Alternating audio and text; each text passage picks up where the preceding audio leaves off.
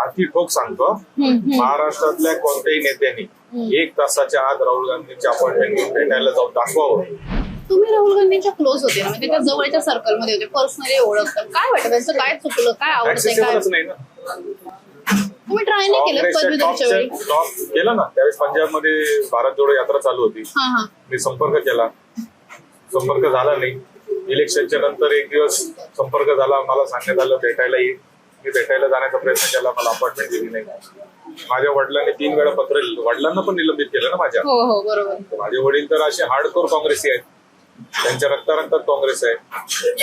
त्यांना 3दा त्यांनी पत्र दिलं की माझ्यावरचं निलंबन मागं घ्यावं म्हणून.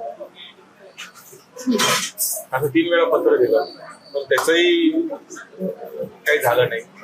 आणि म्हणून मला असं वाटतं की ऍक्सेसिबल नाही हा सगळ्यात मोठा ड्रॉबॅक. आणि मी छाती ठोक सांगतो, महाराष्ट्रातल्या कोणत्याही नेत्यांनी 1 तासाच्या आत राहुल गांधींची अपॉइंटमेंट घेऊन भेटायला जाऊन दाखवावं.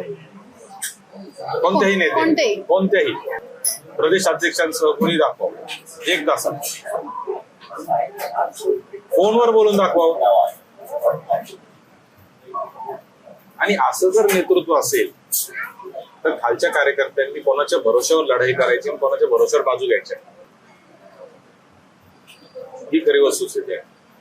आणि हे मी टीका करत नाहीये, मी अतिप्रेमापोटी त्रागापोटी बोलतोय. बरोबर.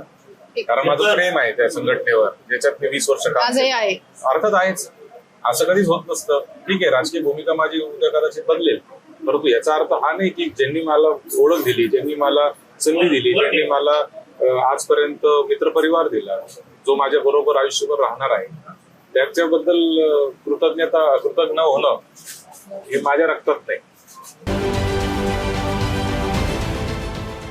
देश विदेशातील प्रत्येक घडामोडींचे लाईव्ह अपडेट मिळवण्यासाठी आता साम टीव्हीच्या सर्व सोशल मीडिया प्लॅटफॉर्मला लाईक, फॉलो आणि सबस्क्राईब करा.